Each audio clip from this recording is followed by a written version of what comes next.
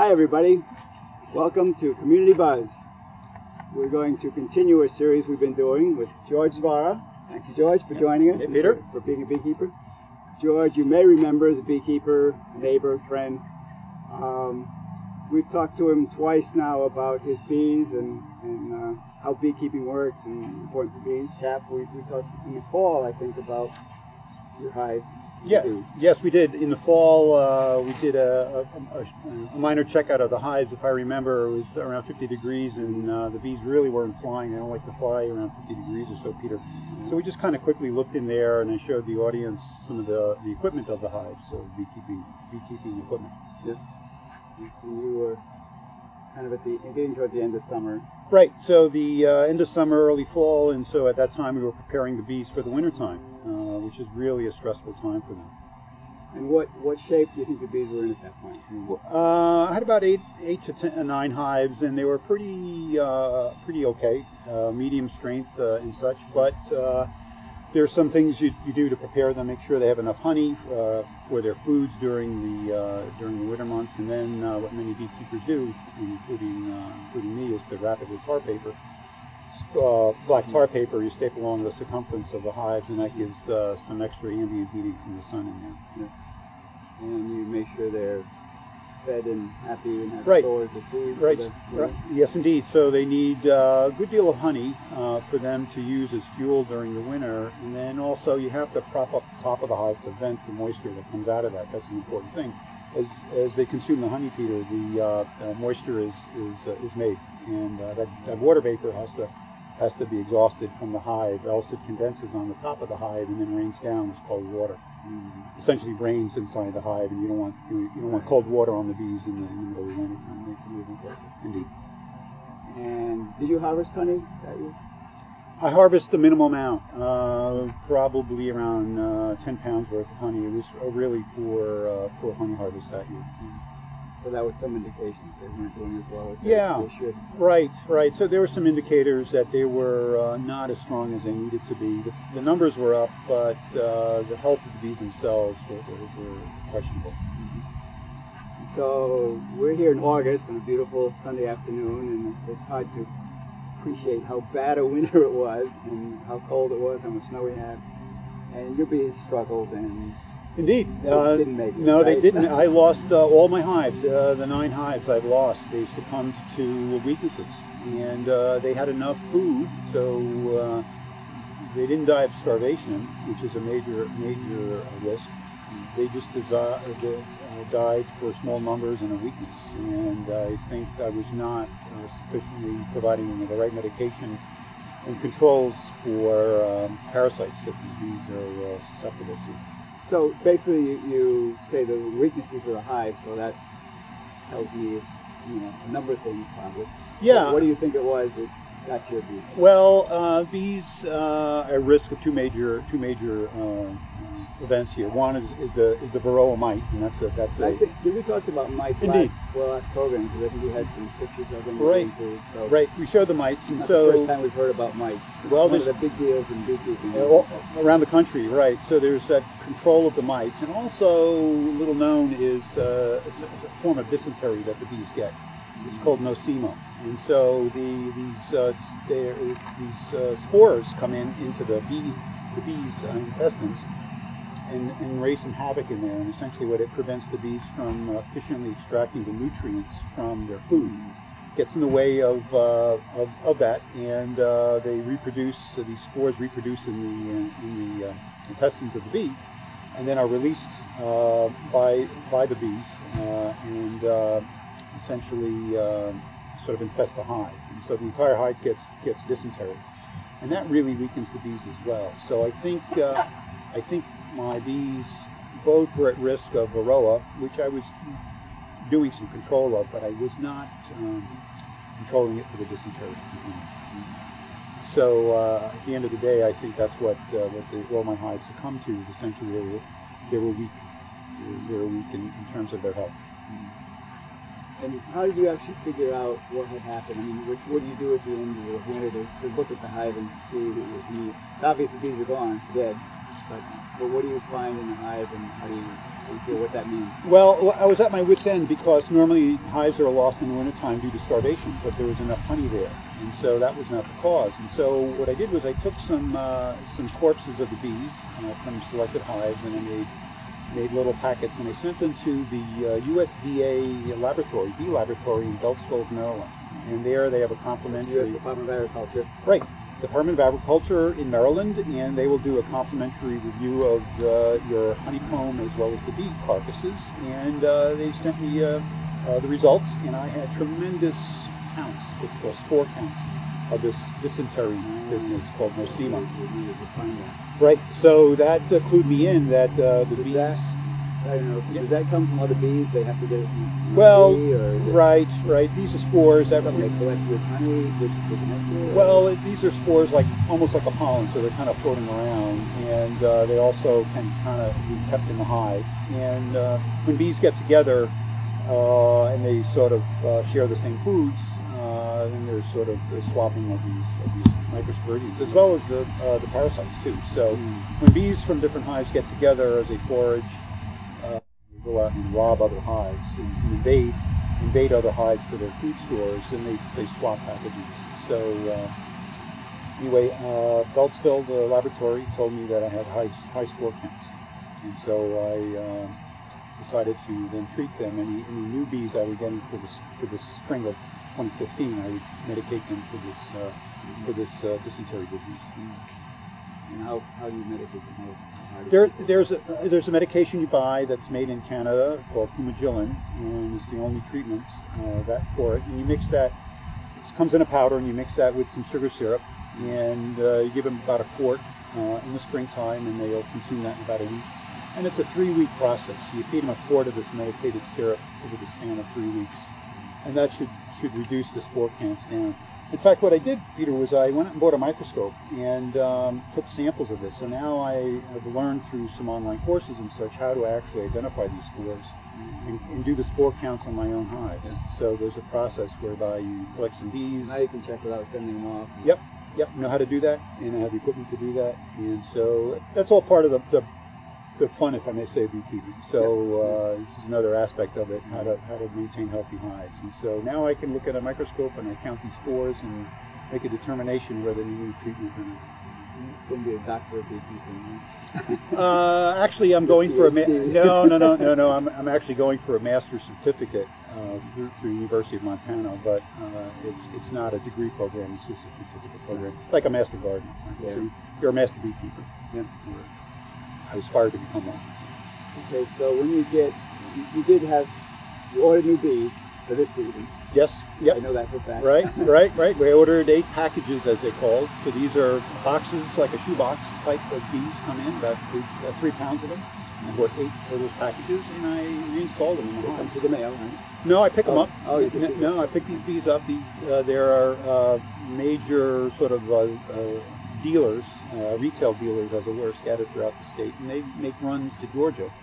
So they go down in their truck and maybe a trailer, and they bring up a couple hundred of these packages from Georgia, which has this whole industry of beekeeping industry of raising bees in the state of Georgia and elsewhere. And so some of these enterprising guys go down and bring back several hundred bees, packages of bees, and you buy them.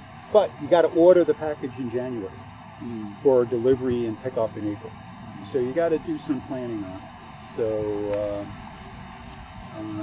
so in this January I placed an order for 8 packages, and I picked them up in April and then installed them in April for this year. And it seems like you told me you checked those bees for the pollen you had in your bees. Indeed. So using this procedure of the microscope, looking for spore counts, I asked the distributor whether these bees had been treated in Georgia for this Nosema, dysentery, and he said yes, they were treated. But I decided to check it anyway, having the equipment. And lo and behold, they had high spore counts. So I immediately treated them in the spring, which is something I've not done before. That's kind of disturbing. That means that's getting spread all around the country. Yeah.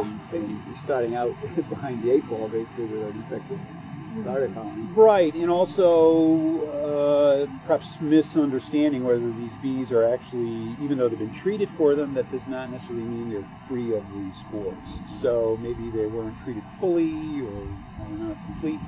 So having the equipment now, which is essentially a microscope, and a little bit of knowledge, I now treat them, and I recommend to other beekeepers that they do this procedure as well. Assume the worst to prepare. Yeah, well, Nosema has been called the silent killer.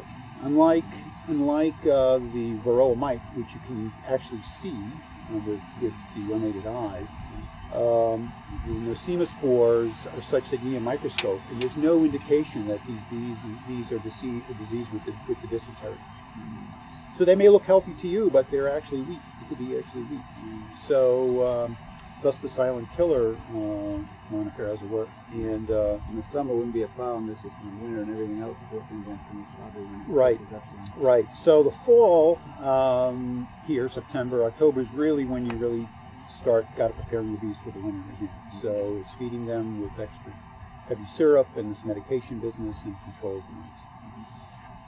And with the mites, you had a way of finding them, and yes, and then you have to treat them too. Yes, and so there's two ways of finding the mites. Is you actually take a half a cup of bees, and there's a measuring cup of half a cup size, and scoop up half a cup of bees and put them in a mason jar with a mesh top, and then you introduce either powdered sugar, confectionery sugar, and you dust these bees with a couple tablespoons of confectionery sugar, and you shake them around. Bees don't like it, and the sugar, what the sugar does, it coats the bees and more importantly the mites, and the sugar particles force the bees to drop off the back of the bees. The mites, right. So the mites fall off the bees. And then why does that work? Is it uncomfortable for them? Or they lose their grip? They lose their grip. Essentially, the fine powder of the sugar interferes with them clasping, their feet clasping the back of the bees. And so the mites are dislodged, and then you invert the mason jar and shake them out. You put it in you get a bucket of water or so, and you invert the mason jar and you shake them out. The sugar comes out, it dissolves in the water, but the mites float. And then what you do is you count the mites. And so half a cup of bees is roughly 300, half a cup of bees is around 300 bees. And anything above 5 or 6 mites is something that's worth treating. Okay.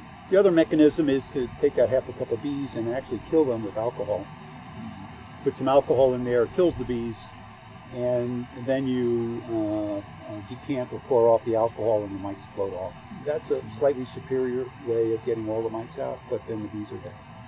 So I prefer the sugar roll. The former. Bees aren't harmed by the sugar. They No. Go back to the hive Right. They're actually kind of shake. Well, they're nicknamed ghost bees because now they're covered in this white sugar business, and they look like ghosts. And you just dump them back in the hive, and then the rest of the bees double check their IDs and make sure they belong there. Right, and they'll get over it. So the point is, that's two processes whereby you check the mite count, as it's called. And what kind of counts were you getting at the worst?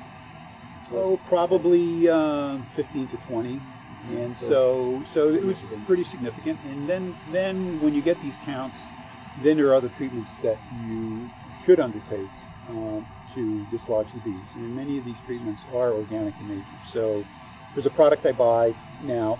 It uses formic acid, which is a naturally occurring acid. It actually smells like, if you open up a tube of silicone, you get that kind of vinegary-like smell. Yeah, that's formic acid. And so you buy these pads, and you can introduce these pads in the right time of year into the hives, and you can treat when the honey supers are on. So the formic acid is benign enough to humans that it's been approved by the states and by the federal government for use during the time that honey for human consumption is being made. I particularly don't do that, just for additional safety.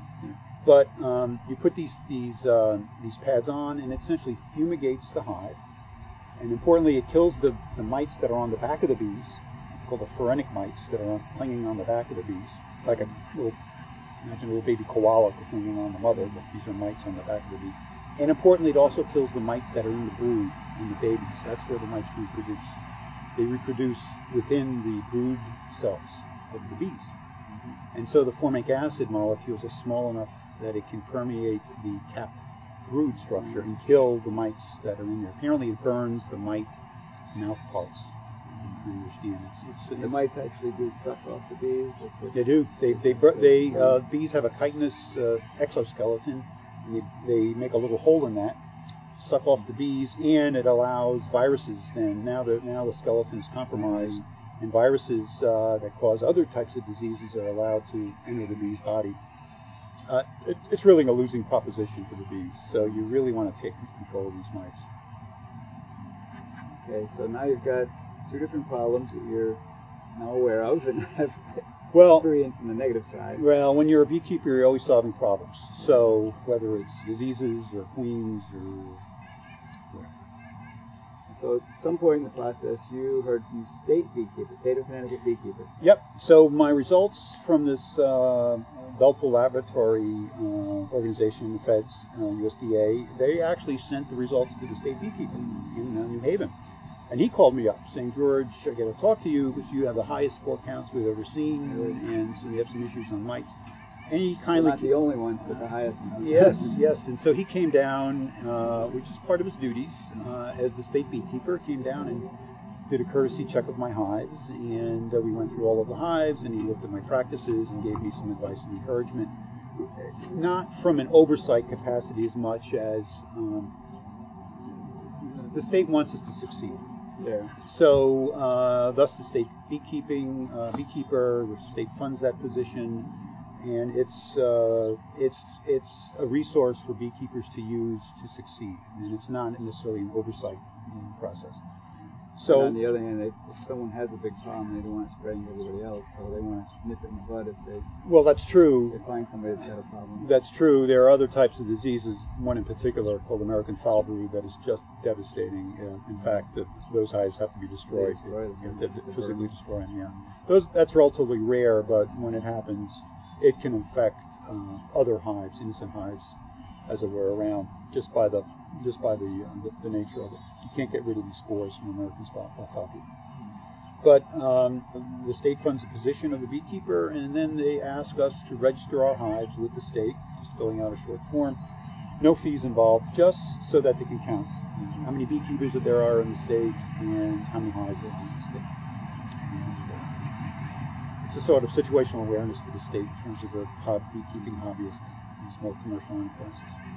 So any legitimate beekeeper should be registering with the state so you can get help if you need it, and they can know that you're here and check up on you if they need to. Yes, it's a good thing to do because that's the only way the state knows how many beekeepers there are and how many hives are in the state, by people volunteering their numbers, and that's a good thing. And the more that people register, the more their awarenesses of beekeeping, and the more support that the whole hobbyist will get from the state on these things. I think it also hooks you in with the extension service, the local branch of extension service, because I know when I was a beekeeper, I kept getting mailings that they have meetings and you can participate and run for the board for the local extension service and participate as a farmer, basically, part of the agricultural process. So right. There are all the benefits that came, I think, when you do register. Certainly.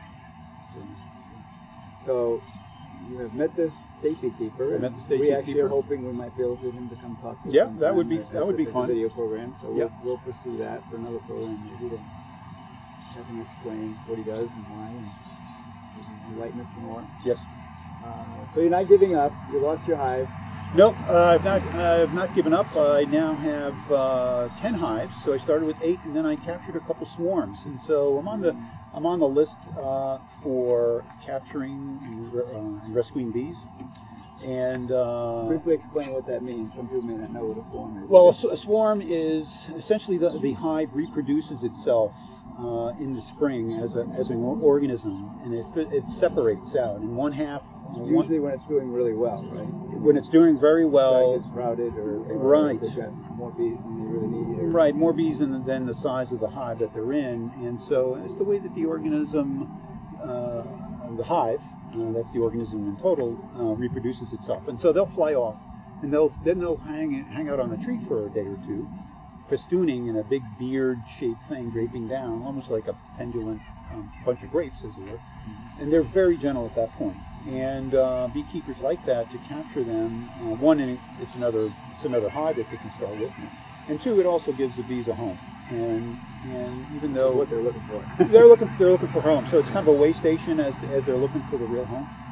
So I get calls to capture these bees, and then I get phone calls to actually do cutouts. So when a bee, that's when they've established a home where they probably don't want it. well, where humans don't want them to be. be, so they can be in your barn, in your garage, between walls, and such like that. I get these phone calls, sort of a mission of mercy, as it were, to help remove those bees, and those can be a little bit more problematic because you have to, do some deconstruction of the structure.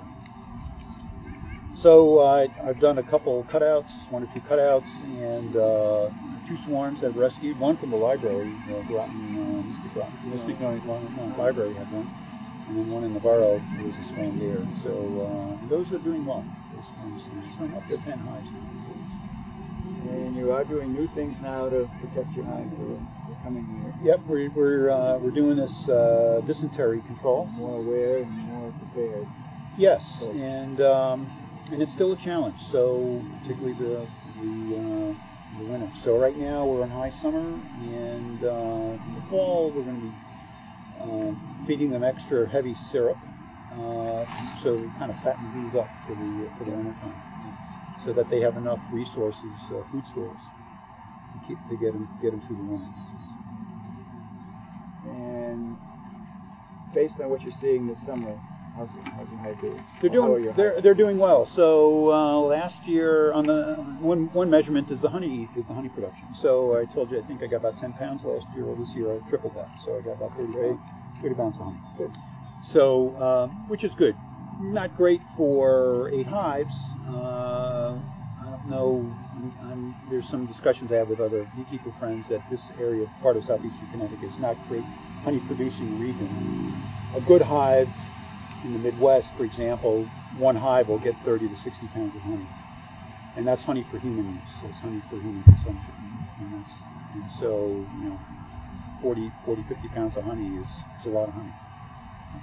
That's over. What do you think is best for bees? Wide open space, natural areas, or agricultural areas, probably home garden, landscaping? Well, what's best for bees is plants with high nectar content and high pollen. The problem with agriculture is they tend to be monolithic in mono agriculture, so one crop. And spray too. And they spray. Some agricultural types are not good, like corn doesn't have really high protein content in their pollen, so corn is not really great for bees. Blossoms from orchards are good. So it's really a diverse set of plants and vegetables and fruits that can give them a diverse set of protein through the pollen, different pollen sources, as well as high nectar flows. So I say a little bit of mixture. So George, this is part of the reason you're doing this. Part of the reason I like you doing it. This is some honey you gave us last time we talked. It's beautiful.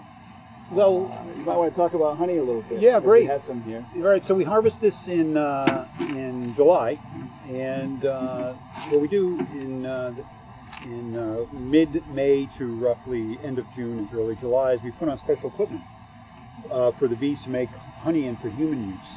And the nectar is flowing, has high flow around that period, and it's the high season for honey making. And what we do, Peter, is we stop feeding them sugar and any medication, because we don't want any honey made for human use to have those products in it. So you don't want honey to be made with sugar water. You want it to be made with nectar, and you don't want any of this medication that can go into this honey for human use. So I was fortunate to get about 30 pounds of honey, and this was a minor gift to you for being a kind friend and neighbor. And so one thing about this, you know where this honey comes from, they say. And I would encourage our viewers is to support a beekeeper and buy their honey, buy local honey from a beekeeper, because one, the beekeepers kind of need your support, and two, you know where that honey comes from.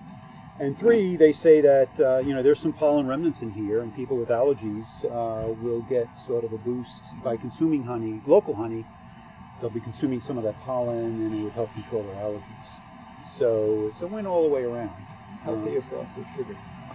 It can be, yeah. Some of us like sugar. Yeah. And all honeys are different, and that's another nature's bounty. So anyway, that's all part of the fun of beekeeping. And for me, if I get honey, that's extra bonus. So it's really the process versus the product. The process pretty well Versus too, the product. Yeah, well, that's true. That's true. Get some honey in the process. That's even better. Right.